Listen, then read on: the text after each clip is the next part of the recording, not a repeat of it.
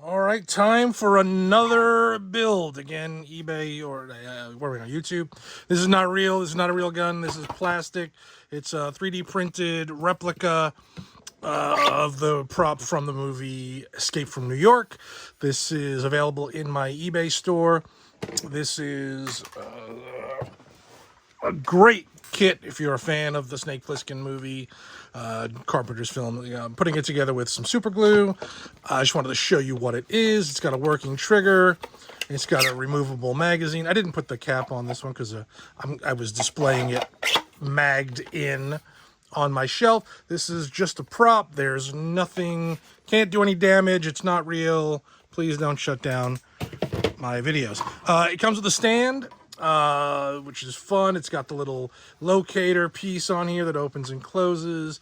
You mount the piece on here. The barrel goes on there.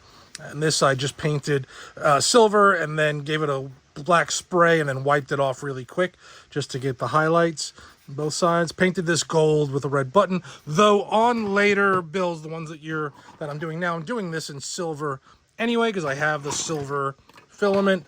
So you'll get these all in silver. And I did this in gold. So this already comes gold. And so you don't have to paint it unless you really want to. Just put a little red dot in there and you're good. So again, first thing with assembly, doing the base, glue this piece in here. This has little holes and holes here. In the little baggie that you're going to get are a bunch of little metal pins. Just glue the pins. There's 4 of them in here. And then that would slip in just to give you the alignment. There's one long pin. It's going to go through there. That's going to be for this guy. You're obviously going to go through this and that. And then you'll have this that'll work. Put that aside. There's a lot of parts to this kit. It's a weird kit, but it's not very difficult. Again, same thing. 2 pins here for the scope. Put that together. Put that aside. The giant suppressor, multiple pieces. We've got here.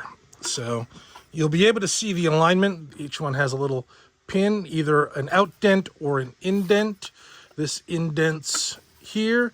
Just rotate it so you get it centered for that side.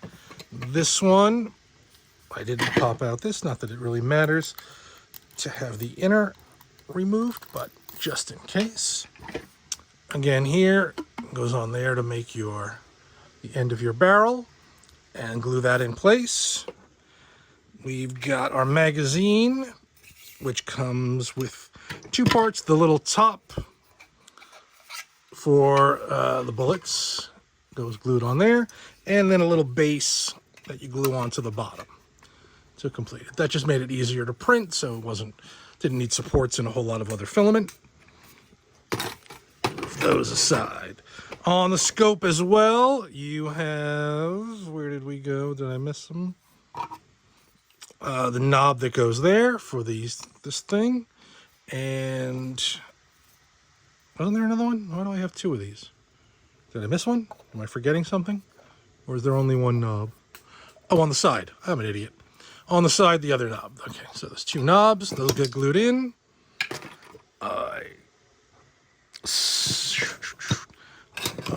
There's also these little lenses I printed them in clear, but they don't really come out clear.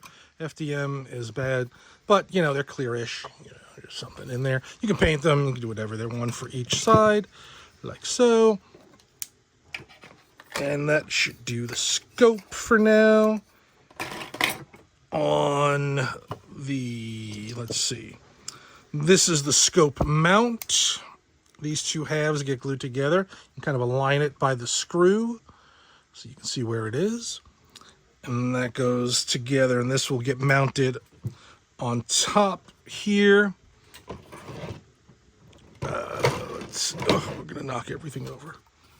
So the screws go to the back.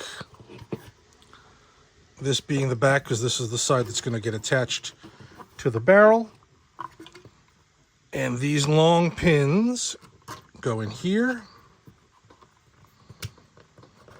Find that hole. I can't do this. Keep it on camera. Okay, there we go. Hole goes in there. Post goes in here. like so, all glued in, and then your scope will get glued onto that. Again, once it's all put together. And that's that part. Let's move these out of the way and see what we got left here. All right, you got your trigger and your trigger guard, and in this was also a spring and another long bar. Spring goes in this back part here. It's all got to kind of go together at the same time because these all attach. So you can't put this in and then put this in, and vice versa. You can't put this in and then put this in because it won't fit. So you have to kind of, I know it's weird, but it can be done. I assure you I've done it a bunch of times. You're going to put these two together at the same time. The spring will press against this piece here, kind of hold it, and then you kind of insert them all at the same time and glue the trigger guard in, and then use this guy straight through here to hold the trigger in place. And that's that part. I'll pull this apart gently so we don't break anything. There we go. Put that away. All right, working through this little by little. Then you've got your bolt. You can put it forward or back. Mac 10 fires from an open bolt. So in theory, if this was all the way to the back, that means it's ready to fire. If it's all the way forward, that means it's not. It's out of ammo, or there's no round in the chamber. It's just not cocked. It's got a little indent, and that would line up for your sight. So that's how you would see what you were shooting at. There is a post here, this big guy, and this little guy. You can glue these two together first. Then insert this into here. If you do it correctly, and I can't do it with this camera in my way. If you do it correctly, you'll be able to turn this to select semi-auto or full auto. Does it really make a difference? No. Mostly you're just going to leave it in one place and then be done. But it's an option. It's in there. This guy is the stock release. The rounded side kind of goes in, or no, the thin side goes in the hole. Sorry. And just gets glued in there. And that would be, in theory, you would press this to pull out the stock, even though there's no stock on this one. The safety selector, safe for fire, you can put this in. Slide, you pick where you want it to be. I would assume you're going to put it on the fire part and glue it in place. Done. Front sights, you've got two little nubbies here. They go into this little place, and then that gets glued in. Done. This is the magazine. I thought this was the hammer from the last prop. This is the magazine release. This is a little tiny spring in here. Right now it's inside. There it goes. Little tiny spring and a metal bar. You're going to put the little spring, glue it in there. You're going to, there's my grip. You're going to, there's a little hole in here where it's going to meet. I'm going to kind of slide it forward on that. And then the metal bar goes through here, glue it in on the side, and then it will pivot. And that way, when it goes into place, you'll be able to eject the magazine. And this guy goes in here, gets glued in place. This guy gets glued behind. There's a little nub here and nub here for them to align. So you get that. And they get glued together. And then when you're ready, the magazine will slide in through here, and this little piece will catch, and then when you want to release it, you press, and then you can remove the magazine. And then here, this is the barrel. This part here will go in. There's a little catch, oops, right there. That lines up with that one.